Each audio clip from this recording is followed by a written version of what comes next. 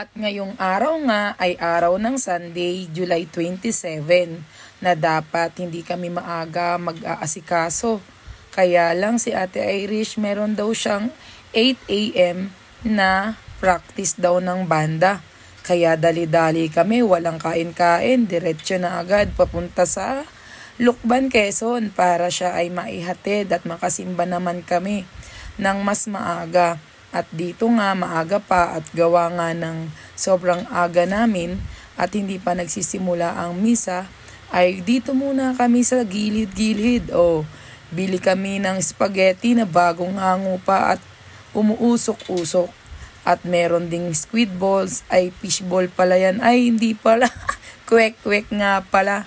At merong pansit habhab at mami. At ayan nga ay kami ay nagsama-samang kumain sa umagang kay ganda.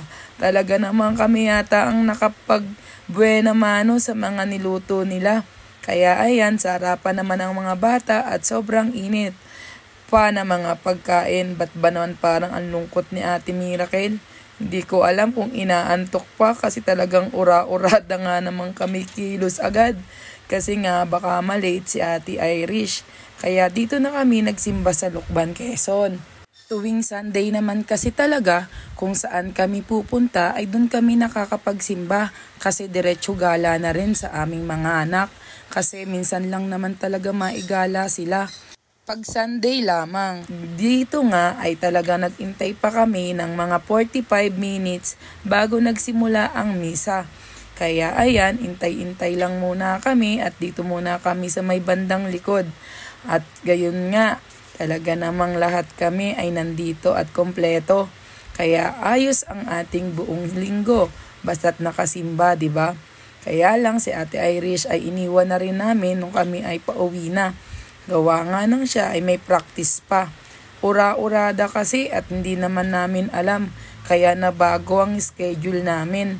Kaya ayun, dito na kami napasimba ng mas maaga at gawa nga ng kailangan niyang makapunta agad dun sa kanyang practice. Ay ganun talaga pag nag-aaral, di ba? Kailangan maging maayos at sumunod sa professor kung ano yung mga sinabi. Kaya ayan, dito na natatapos ang aming misa at kami naman ay dali-dali nang umuwi at pumunta ng farm. At ayan nga, dito kami dumiretso kasi kahit alam kong marami pang magiging tirang pagkain ang aking mga alaga, ay kailangan ko naman silang bigyan ng mga bitamina at yun ay ngayong umaga. Kaya ayan, sisilipin ko muna sila kung talagang marami pang pagkain. At ayun nga, hindi ako nagkamali kasi every Saturday ng hapon ay dinadamihan ko na yung pagkain nila para hanggang Sunday na ng umaga. Para kung kami ay sisimba ng maaga ay hindi ako magmamadali kasi alam kong marami pa silang pagkain. At meron naman ako dyang waterer na talaga namang hindi agad basta-basta mauubos. Kaya lang dito nga sa isang ito ay bagong lipat ko lang. Maliit lang yung lagayan ko ng tubig. Kaya ayan, kakaunti na ang laman. Kaya kailangan ko nang magtimpla ng kanilang mga juices para naman ang sa ganon yung resistensya nila ay tuloy-tuloy na ang pagbalik. Kasi nga kakapainom ko lang sa kanila ng pang-prevention nila. At dito nga ay nasira yung aking ginawang hapunan at eto nagahay naman si Luna.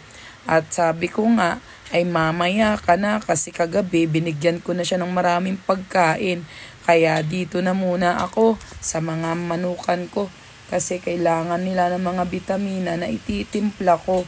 Kaya ayan, dito magdadala na ako sa unang-una ay sa dulo. Kasi nga sila na yung wala na talagang water. Kasi itong mga nandito sa first, second, and third ay kumpleto, may mga tubig pa sila. At dito nga, ayan, nasira na yung hapunan ko. Kaya yung itlogan ko, puno na ng ipot. Kasi dito sila humapon. Pero ayan, meron pa ring mangingitlog. Kaya yan, lilinisan natin yan para mas maganda at maayos. At dito nilagay ko muna yung itlog. At kaya nga, ayan, may nakita pa ako. Nandun, 4 na piraso. At meron ding isa dun sa ilalim. Buti na lang, hindi nabasa ng todo.